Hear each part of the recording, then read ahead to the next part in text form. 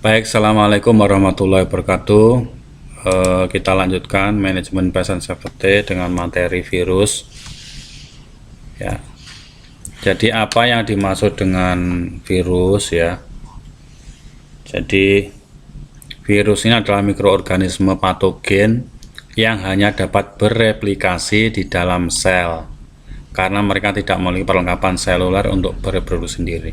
Kalau kita tahu bakteri tadi ada sel, maka virus itu masuk di dalam bakteri, masuk di dalam sel tubuh ya, di dalam bakteri ya, pokoknya dia harus masuk dalam sel karena dia tidak punya perlengkapan seluler, perlengkapan dunia sel untuk mereproduksi atau berkembang biak sendiri ya, sehingga semua bentuk kehidupan dapat diinfeksi oleh virus, mulai hewan, tumbuhan, bakteri ya. Nah, ini kita akan mempelajari karakteristik, reproduksi, peranan virus dalam kehidupan, dan ada vaksin ya. Jadi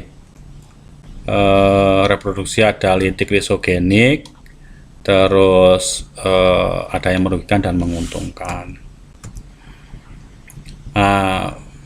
Virus adalah mikroorganisme patogen obligat, ini namanya tumbuh pada sel hidup, namanya obligat.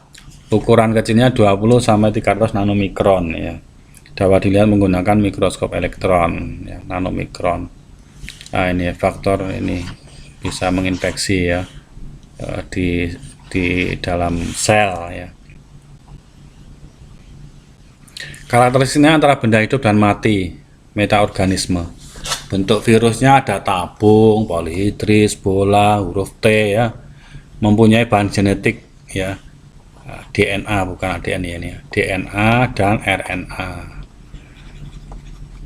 Terus tidak mampu bergerak dan melakukan metabolisme sendiri, tidak bisa mensintesis protein ya, jadi dia itu numpang istilahnya ya, hidupnya itu tuh numpang.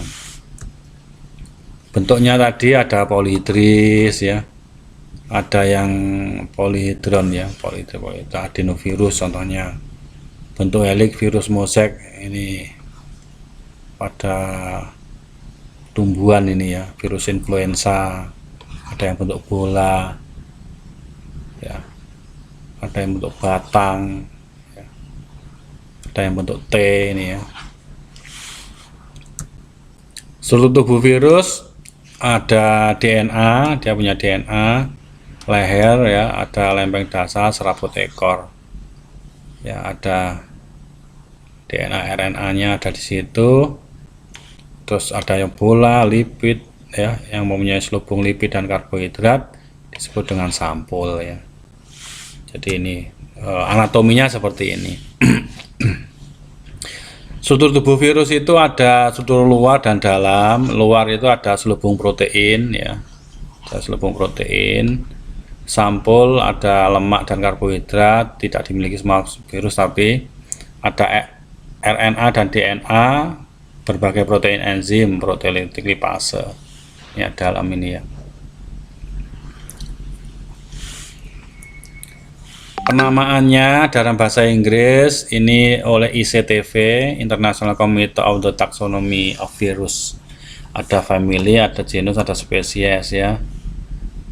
Ini nggak perlu dihafal kalau ini kita bukan bidang virologi ya, tapi kita harus paham ya jenis-jenisnya.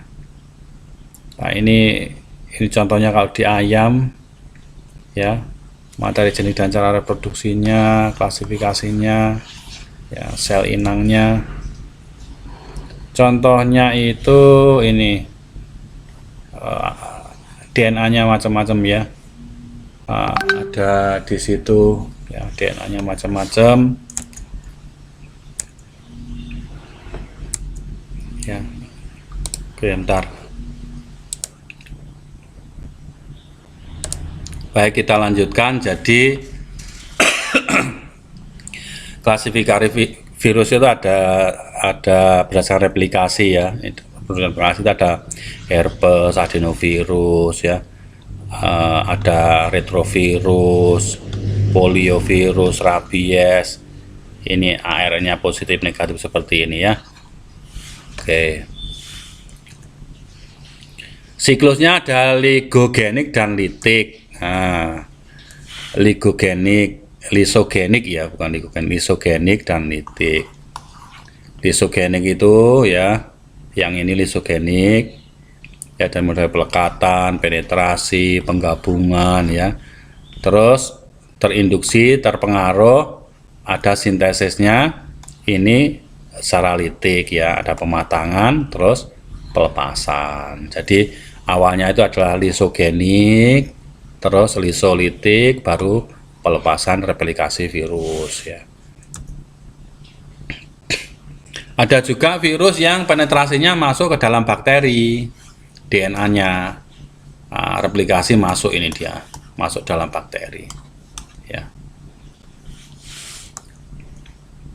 Contoh penggabungan ADN virus pada ADN sel inang ya. DNA ya, sebenarnya DNA virus ke sel inang. Seperti yang saya jelaskan di bakteri, bahwa virus itu bisa masuk ke dalam virus bisa masuk ke dalam bakteri untuk replikasi DNA. Jadi karena virus itu tidak punya organela untuk reproduksi ya, secara mikrosel dia tidak punya organ untuk reproduksi, sehingga dia masuk ke sel. Salah satunya sel bakteri ya. Peranan virus dalam kehidupan itu yang menguntungkan terapi genetik, rekayasa genetik itu penting. Yang merugikan ya ini cacar, herpes, HIV, AIDS, hepatitis, influenza ini menjadi penyakit ya, penyakit yang mengakibatkan kerusakan sel tubuh karena virus. Vaksin ini adalah mikroorganisme atau antigen benda asing yang dapat memberikan respon antibodi atau kekebalan pada tubuh. Jadi antigen virus ya, virus diambil antigennya, dimasukkan ke tubuh, akhirnya tubuh memproduksi antibodi. Nah, inilah yang disebut dengan vaksinasi. Jadi antigen. Antigen itu ada yang dimasukkan, ada yang virus memproduksi sendiri. Kalau antigen dimasukkan, tubuh membentuk antibodi, itu namanya vaksinasi aktif. Tubuh memproduksi sendiri. Tapi kalau vaksinnya itu, antibodinya itu dimasukkan ke tubuh, itu vaksinasi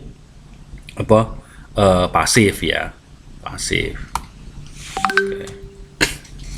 Ini proses pembuatan vaksin murni ya, vaksin ya. Jadi ada mulai dari pengembang-biakan, plasmid ya, pemurnian cara kromatografi kolom, terus kultur bakteri itu yang mengandung gen virus ya.